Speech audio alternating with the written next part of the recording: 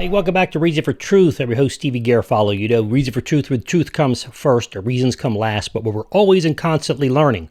We stop learning, we stop teaching, or at least stop teaching well. Today I want to talk a little bit about the country of Turkey. And I want to mention them because a couple of reasons. Number one, they've had a horrible, horrible earthquake. And I'm singing about it. All of a sudden, it's not even in the news anymore. We need to be praying daily, as I'm doing that. I'm committed to that, to the people and to the leadership of Turkey for healing and rebuilding better than ever before. They can build earthquake-proof houses kind of like that are better prepared for them anyways, just as California has had to learn over the years. But also we need to be praying for the people there, both Christians and Muslims, right? You'd be praying that they'd come closer to God and that they'd see the truth of God, and also that there'd be healing and there'd be rebuilding and there'd be peace. But I want to read to you a little bit of an article by an organization. I think they're out of Sweden.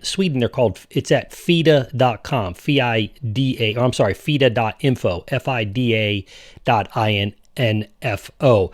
It was published on August 6, 2021. It was titled, Spiritual Hunger is Growing in Islamic Turkey. Now, I want to be respectful for all people's religions, and I don't know who's tuning in here, but certainly we have to live, people in Turkey certainly have to live side by side, as is happening now in the United States more and more, where we have to live side by side with people with different worldviews than our own.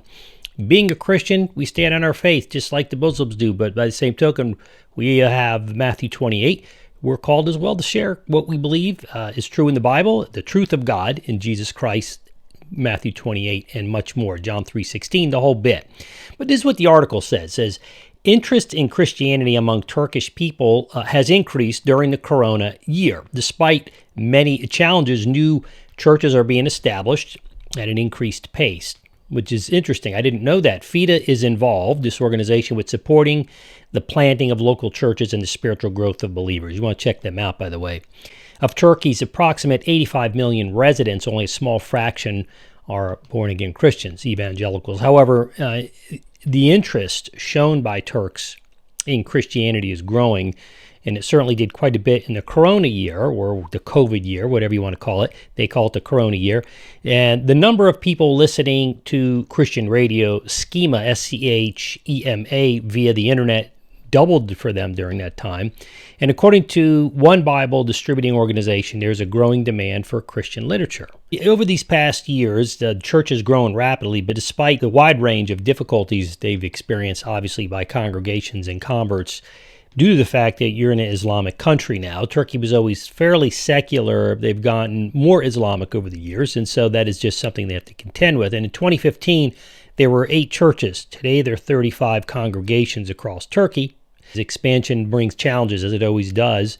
Church leaders are eager, usually in these countries, to expand to new areas. Most believers are still young in their walk in faith, right? They haven't had generations before them. And spiritual leaders are not rising at the same rate as new churches are being born. But that's going to change, and I'd encourage anybody who wants to be a missionary there to sign up and go, right? And as new churches are being born, the new Christian converts need instruction in the basics of the Bible. There's a great need in the country for pastors who teach new believers in ways that take their background into account. That's something that was written about in this article. So the desire to take the gospel forward is not suppressed even by the fact that, and they write, the activities of the churches in Turkey are restricted again in many ways. For example, no one wants to rent premises for churches. Church leaders are summoned for questioning by the authorities, and foreign workers are often deported. So those who have converted to Christianity also face many kinds of difficulties in Turkey. They may be discriminated against in the labor market or bullied for their faith, something that I think happens in the United States is not spoken about, hasn't been addressed yet. The story of construction worker Mehmet, Mehmet, is typical. After conversion, he began to boldly testify of his faith, which is why he lost his job. Some Christians fear pressure to the extent that they dare not publicly profess their faith. So Christians living in central and eastern part of Turkey in particular often face persecution by their own family members. Right? They're Muslims, they become Christians. God meets unexpected needs there. Despite the challenges, people come to faith, and often a transforming event is there in many Muslim countries. Jesus shows up differently than we think of him here in the United States. He often shows up in a dream, which Christ appears to the seeker. And this was also the case with Fatma, who ended up on the internet pages of Christian site Kanal Hayat.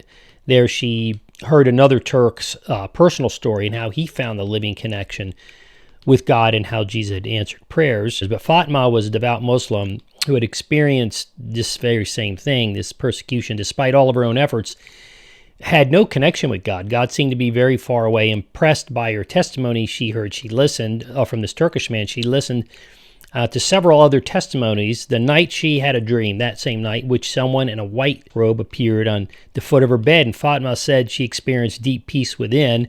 The next day, Fatma contacted Kanal Hayat by phone.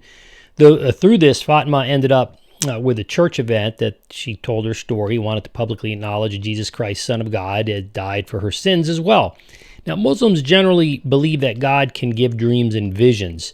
And as in the case of Fatma, the supernatural counter of many Turkish Muslims directs them to turn to the truth of God. So the question is, what can you and I do? Turkish congregations need help from the Finnish churches. The Turkish economy has been hard hit, not only now from the corona pandemic, but now from these earthquakes. I have no idea what their condition is because this was written, this article, in 2021, but local believers give money, but they don't have much which to give. We do.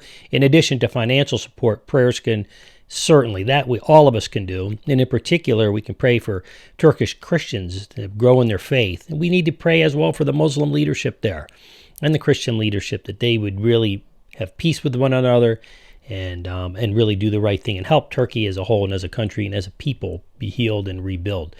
And this requires, from the Christian perspective, new pastors, new spiritual fathers and mothers. There's a lot of issues that are going on in Turkey. And we could be praying again for the people, for the country.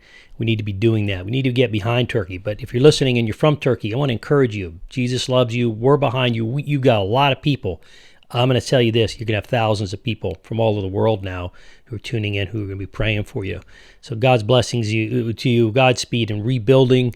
And now you got one thing after another. But I could tell you, C.S. Lewis said, to paraphrase him, God whispers to us in our pleasure, and he screams to us in our pain.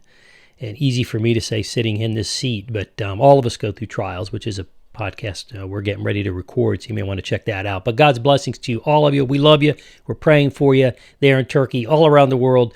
So let's stay tight. Listen, anybody who wants to get set up here with some training in Turkey, if you're in Turkey, I want you to contact me. We have are partnered with equippedacademy.com. And you contact me, we'll make that online training available to you. You can reach out at info@reasonfortruth.org. We'll need to confirm, who it is and what it is, and perhaps this church, if you're listening, and the Christians there, but we'll make that happen. God's blessings to you. Also, if you want to join my community, StephenGarofalo.com. Put that up on the screen. We'd love to have you in. And I'm signing off till the next episode. I'm your host, Stephen Garofalo, with this is your Reason for Truth for today.